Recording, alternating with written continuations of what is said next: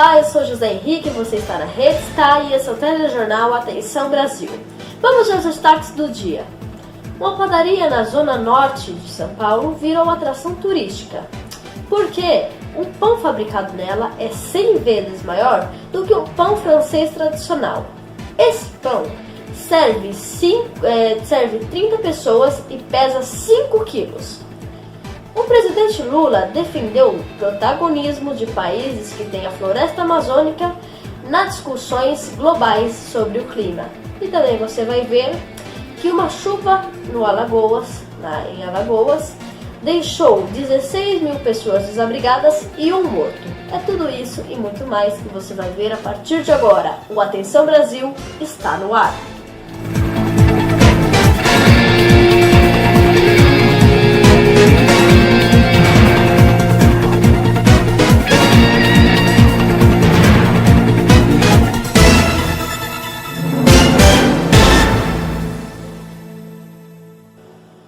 O presidente Lula defendeu o protagonismo de países com a floresta amazônica nas discussões globais sobre o clima. O presidente Lula participou neste sábado 8 de um evento na Colômbia sobre preservação e desenvolvimento sustentável da Amazônia. Ele defendeu o protagonismo dos países que compõem a floresta nas discussões globais sobre o clima. O encontro foi em Letícia, na Colômbia, cidade vizinha de Tabatinga, no Amazonas.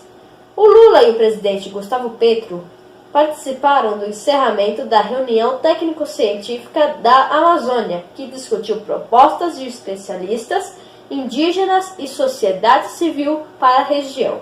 No discurso, Lula disse que é preciso construir uma nova visão de desenvolvimento sustentável e sugeriu que os países da região se juntem a meta do Brasil de zerar o desmatamento até 2030. Ele voltou a cobrar que os países ricos financiem as iniciativas de preservação e defendeu o protagonismo dos países amazônicos nas discussões sobre o clima. Relançamos o plano em janeiro deste ano e já podemos ver seus resultados. Os alertas de desmatamento na Amazônia tiveram uma redução de 33,6% neste primeiro trimestre de 2023. Meu governo está comprometido a zerar o desmatamento até 2030. Esse é um compromisso que os países amazônicos podem assumir juntos na cúpula de Belém. Agora você vai ver uma atração turística. Uma padaria na zona norte de São Paulo ficou famosa após descobrirem que o pão fabricado lá é 100 vezes maior do que um pão francês tradicional e pesa 5 quilos e serve até 30 pessoas.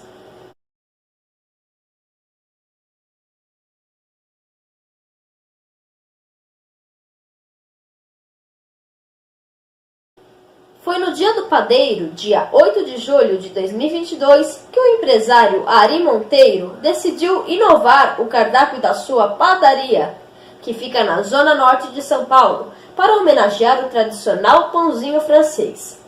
A ideia, vista inicialmente como audaciosa pelos funcionários, foi fazer um pão gigante de até 5 quilos e que pudesse ser vendido na chapa com manteiga ou na opção de misto quente.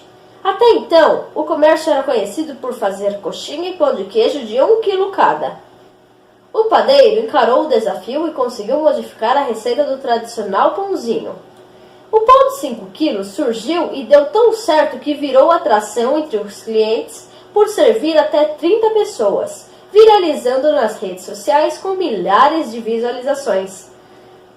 Eu estou imaginando agora, imagina só uma mesa assim, com 30 pessoas sentadas e um misto quente gigante na frente delas, hein? Cada uma pega um pedaço e se delicia. Agora nós vamos falar sobre uma chuva em Alagoas, que deixou 16 mil desabrigados e ainda deixou um morto. O número total de pessoas afetadas pelas chuvas em Alagoas já passa de 16 mil. De acordo com o segundo boletim divulgado neste sábado, dia 8, pela Coordenadoria Estadual de Defesa Civil, uma pessoa morreu em Joaquim Gomes em virtude da chuva. Segundo o balanço, são 2.085 desabrigados e 14.338 desajolados em todo o estado. A previsão é de que as chuvas continuem até domingo, dia 9, que no caso é hoje. A última atualização do boletim foi emitida pela Defesa Civil às 3h30 da tarde. Em Maceió, a Defesa Civil informou que há 16 pessoas desabrigadas e 115 pessoas desajoladas. Dezenas de ruas e avenidas ficaram completamente alagadas na noite desta sexta-feira, dia 7, reflexo da chuva forte que atingiu a capital alagoana durante todo o dia. Agora nós vamos conferir uma entrevista que a Viviane Império, do NGT Notícias, fez com o doutor e advogado Antônio Silvério Neto. Na entrevista no estúdio, o especialista dá dicas para não cair em golpes como a pirâmide financeira. Meu convidado de hoje é o advogado Antônio Silveira Neto, que fala sobre os cuidados que devemos ter ao investir. Doutor Antônio, prazer recebê-lo aqui nos estúdios da NGT. Para começar, doutor Antônio, eu queria que o senhor começasse falando aí o que é propriamente aí a pirâmide financeira. Então, a pirâmide financeira é um apelido que foi criado pela população para dizer o que é o crime de pichardismo, que é um crime contra a economia popular, previsto na Lei 1521 de 51, que é o delito de obter vantagens financeiras, ganhos ilícitos em detrimento do povo ou de indeterminado número de pessoas através de especulações ou produtos fraudulentos, que é a denominada pirâmide financeira. E, doutor, é fácil identificar aí uma possível pirâmide financeira? Então, a gente tem algumas dicas de cuidados que as pessoas devem ter na hora de procurar investimentos e alguns sinais de que aquele investimento ofertado, que aquele assessor, que aquela empresa pode não ser de confiança, como, por exemplo, retorno muito rápido, investimentos com uma lucratividade muito acima dos investimentos tradicionais, tesouro direto, poupança, alguns investimentos de renda fixa, empresas que não são credenciadas aos órgãos competentes como a CVM, que é a Comissão de Valores Mobiliários, ao Banco Central, promessa de ganho extra caso novas pessoas sejam inseridas no investimento. Então, todos esses sinais podem ser utilizados para uma pessoa para ligar o sinal de alerta na hora que o investimento é oferecido. E, doutor Antônio, na verdade a gente fala aí sobre um brasileiro, né, que é muito conservador nos seus investimentos, né? E o que a gente fala é que dinheiro fácil demais, essa rentabilidade aí fácil demais, é preciso desconfiar, né? Com certeza, com certeza. A gente tem aí umas dicas de cuidados que as pessoas devem ter, como, por exemplo, pesquisar a credibilidade daquela empresa, pesquisar o histórico daquela empresa, principalmente o histórico policial, o histórico judicial daquela empresa, contactar pessoas da área para saber se conhecem aquela empresa, se já fizeram transações com aquela empresa, procurar os órgãos regulamentadores para saber se essas empresas são credenciadas, se essas empresas têm uma sede física, porque muitas dessas empresas mal têm uma sede física para poder receber as pessoas que vão ali contratar os investimentos. Então, doutor Antônio, porque na verdade é muito difícil o que eu estava comentando. Quando a pessoa não tem assim muito dinheiro, é um dinheiro de uma vida toda para investir, qual que é a recomendação? Que ele procure realmente alguém, uma assessoria que indique ali para ele qual é o melhor investimento, né? Mas é o que a pessoa acaba caindo na tentação, porque a gente estava comentando, né? Nas redes sociais, a gente vê muitos famosos aí falando muito sobre rentabilidade fácil, como eles aplicam o dinheiro deles, como eles ganham aí até ganhos de 15%, né? É difícil resistir, mas qual é a dica? Procurar sempre um especialista? Então, procurar empresas conhecidas no mercado, empresas que tenham um nome no mercado financeiro, procurar pessoas que tenham experiência com esse tipo de investimento e que são pessoas idôneas, por exemplo, algumas corretoras que são credenciadas ao Banco Central, à Comissão de Valores imobiliários, pesquisar a reputação daquela empresa no mercado financeiro, pesquisar também aquele assessor que está oferecendo, o histórico daquele assessor, sempre desconfiar de investimentos exorbitantes, investimentos muito acima dos investimentos tradicionais, com retorno rápido e principalmente desconfiar de promessas de uma devolução rápida e de um valor astronômico daquele dinheiro investido. Doutor Antônio, quando a gente fala sobre isso, é verdade que precisa realmente conversar com o assessor aí, para que ele dê dicas, né, e tente identificar qual é o perfil aí desse investidor, qual é o dinheiro, qual a importância desse dinheiro para ele, para o futuro, porque se é um investidor que é realmente muito conservador, não tem como cair numa dessa de entrar num investimento, fazer um investimento aí de alto risco, não é mesmo? Acho que o perfil do investidor é fundamental nesse primeiro passo aí para conhecer aí qual o investimento ideal para aquela pessoa, para aquela família, né? Com certeza. Uma característica das pirâmides que é muito comum e que seduz muitas pessoas é o fato de que no início aquelas pessoas que entraram primeiramente na pirâmide, elas até recebem alguns pagamentos. Isso é importante. Então aquelas pessoas, elas comunicam com parentes, com outras pessoas, que aquilo ali realmente é idôneo, existe. Por quê? Porque muitas vezes ela tem um aumento no ganho garantido pelo corretor, vamos dizer assim, pela empresa, de que cada pessoa que ela trouxer vai aumentar o rendimento dela. E como ela está recebendo e ainda tem um valor a mais a cada pessoa que ela trouxer, então é muito comum a gente ver famílias inteiras caindo, parentes próximos, casais, amigos, porque os primeiros eles recebem. Então aquilo ali os seduz, eles dão certa credibilidade por conta dos pagamentos que eles receberam e aí trazem mais pessoas para poderem investir e ganhar junto com ele. Então é sempre muito importante ligar o sinal de alerta sempre que essas características lhes forem apresentadas e principalmente quando vier uma proposta muito sedutora, uma proposta que lhe encha os olhos, porque é de desconfiar, com certeza, propostas de investimentos com retorno muito rápido, com rentabilidade altíssima, com promessa de garantias de pagamentos. Então tudo isso tem que ser avaliado para que o cidadão se municie de cuidados para não cair em pirâmides financeiras. Doutor Antônio, mas e se a pessoa cair aí num golpe, o que ela pode fazer aí juridicamente aí para tentar reaver o dinheiro?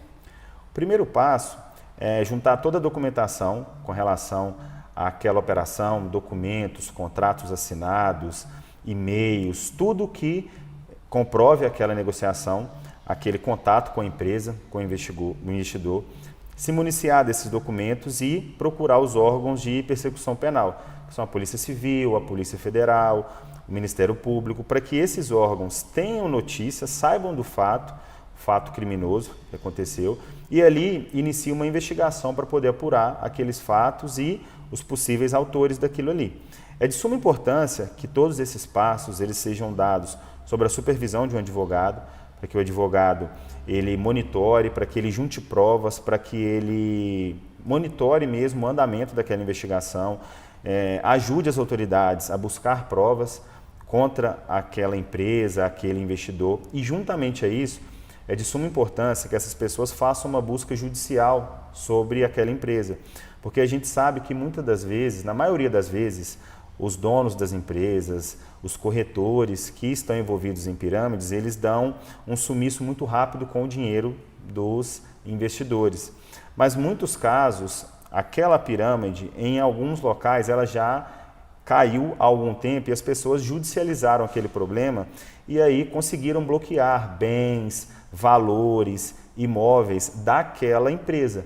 Então, essas pessoas que tomarem conhecimento, além de procurar uma investigação criminal contra aquilo, podem se municiar de informações judiciais se aquela empresa já é alvo de processos judiciais, porque ela pode ter bens penhorados, valores penhorados, que aquela pessoa possa correr atrás de ter acesso a esses valores, esses bens, para que lá na frente eles sejam usados para ressarcir, pelo menos em parte, o prejuízo que o cidadão teve com aquele investimento que foi por água abaixo. Doutor Antônio, eu queria muito agradecer sua presença aqui no NGT Notícias, mas antes de terminar, eu queria que você desse aí os seus contatos nas redes sociais para o telespectador do NGT Notícias que tem alguma dúvida aí sobre investimentos e para não cair aí no golpe aí da pirâmide financeira, por favor. Eu que agradeço, foi um prazer participar com vocês. E estamos no Instagram, Coura e Silvério Neto, o Instagram do nosso escritório, e o site é o www.csnadv.com.br. Todos os nossos contatos estão lá. A venda de automóveis cresceu no país.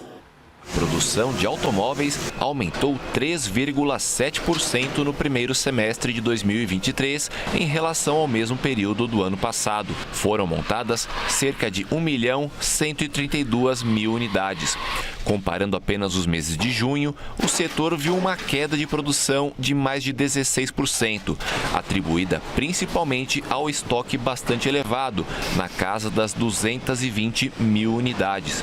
Nesse sentido, os representantes do setor avaliaram como positivo o incentivo do governo à indústria, que reduziu os estoques. Os últimos 10 dias de junho tiveram o maior número de vendas diárias da última década. Para a Anfávia, o maior impacto da medida provisória ainda será sentido nos emplacamentos do mês de julho. Alckmin faz balanço sobre o programa de diminuição de preços de automóveis.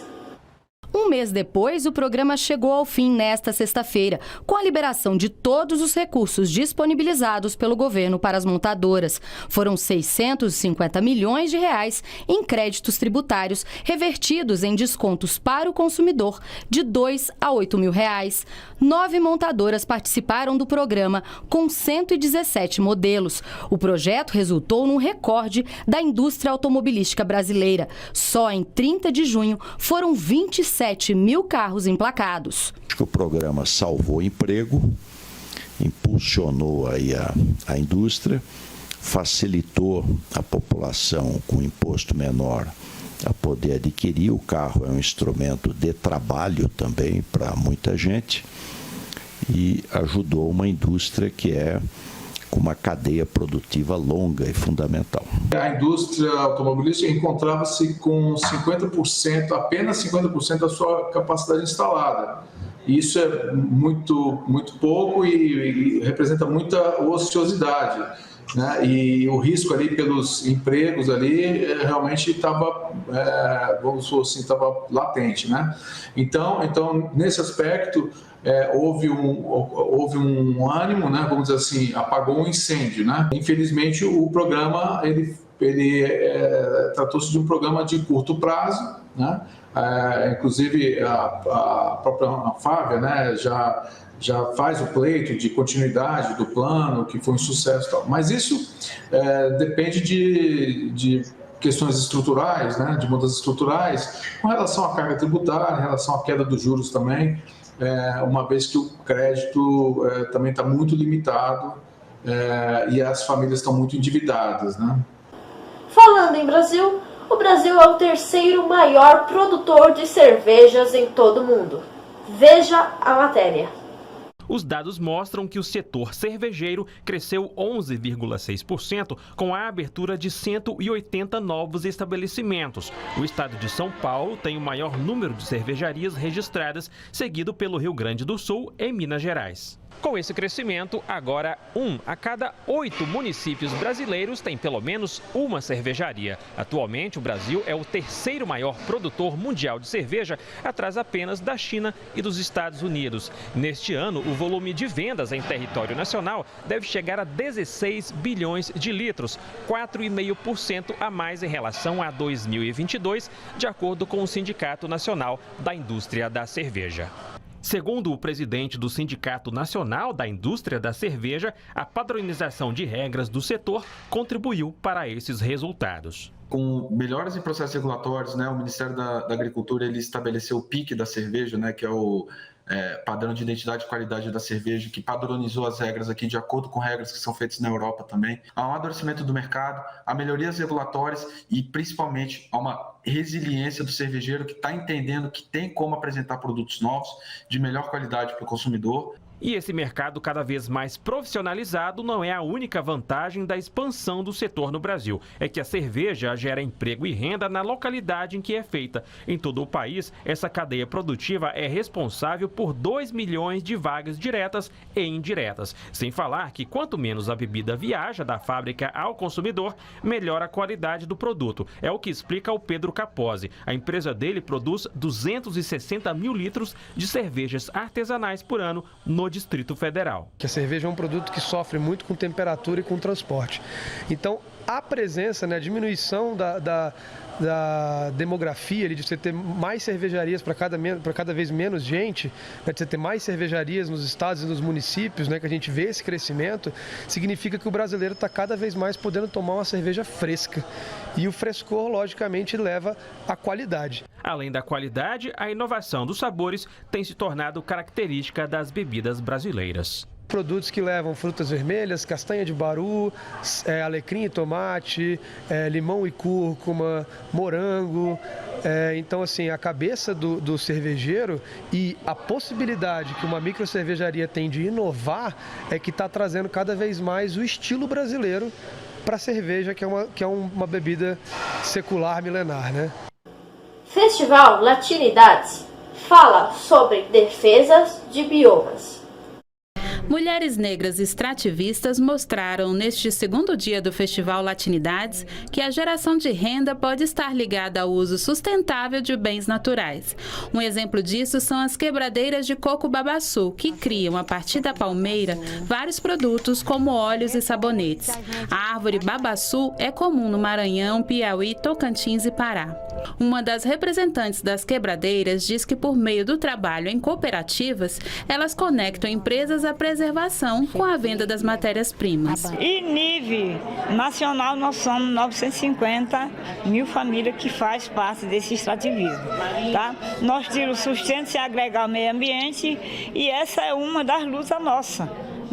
Que para nós viver não precisa matar a Amazônia, para nós viver não precisa poluir a água. O painel buscou valorizar os saberes tradicionais de mulheres negras e, com seus modos de vida, protegem as florestas, mas também foi um momento de cobrança para que os recursos públicos cheguem onde se precisa. Esta ativista de comunidade quilombola destacou que é preciso investir na demarcação de terras para que as comunidades tradicionais continuem a proteger a natureza. A falta de orçamento é uma das questões, então a gente precisa discutir como é que a gente coloca orçamento para a titulação dos territórios quilombolas, porque o diálogo a gente tem com o governo, A gente ter os territórios titulados só vai garantir com que isso a gente continue fazendo com mais propriedade, com mais segurança, mas também com aquela garantia de que o território é nosso, que a gente não está preservando para ficar para depois. Aumentou a procura pela vacina contra a dengue na Bahia. Os números relacionados à dengue preocupam. Apenas no primeiro semestre deste ano foram registradas 635 mortes no Brasil. Os dados ressaltam a urgência de combater a doença. E uma nova vacina chega em um momento preocupante. O imunizante japonês batizado de Qdenga demonstrou eficácia total de 80,2% e pode ser aplicado em crianças a partir de 4 anos a adultos de 60 anos, o que é um alívio para os brasileiros. Apenas de janeiro a junho deste ano foram registrados quase 1.400.000 casos da doença no país. Aqui na região do Nordeste, na Bahia, em Salvador, deve ser a doença de maior importância em saúde pública que nós temos na atualidade, passando, com grande importância, inclusive, os quadros respiratórios que são causados pelo vírus sincicial respiratório. Por enquanto, quem quiser se vacinar vai precisar pagar entre R$ 400 e R$ 500 pelo imunizante em laboratório particular. Fica puxado o bolso de quem ganha um salário mínimo. Quem precisa mais é a população baixa renda. Então, deveria ser gratuito, O infectologista explica que, independente da origem do imunizante, todos têm potencial para salvar vidas. Qualquer vacina, seja ela importada ou nacional, ela tem um impacto grande na saúde pública. E agora temos uma vacina do Butantan que está em fases finais de autorização e segurança para ser implementada pela rede pública. Neste laboratório em Salvador, a procura pela vacina está em alta. A Qdenga, ela chegou semana passada para nós e já observamos um aumento significativo na procura de informações e de procura de aplicação também. Enquanto a vacina não chega para todos, é importante redobrar os cuidados contra o mosquito. O Aedes aegypti transmite também zika e chikungunya. E para essas doenças, ainda não existe vacina. Eu sempre estou orientando meus familiares, meus vizinhos e tal, para a gente ter cuidado com isso, porque está um surto muito grande mesmo. Inclusive, lá na rua teve situações de pessoas que foram contaminadas também, recentemente inclusive. E o Atenção Brasil de hoje vai ficando por aqui. Obrigado pela sua audiência e pela sua companhia. Amanhã eu volto neste mesmo canal e neste mesmo horário. Continue agora assistindo a programação da Rede Star. Perto de você, a gente vai longe com certeza.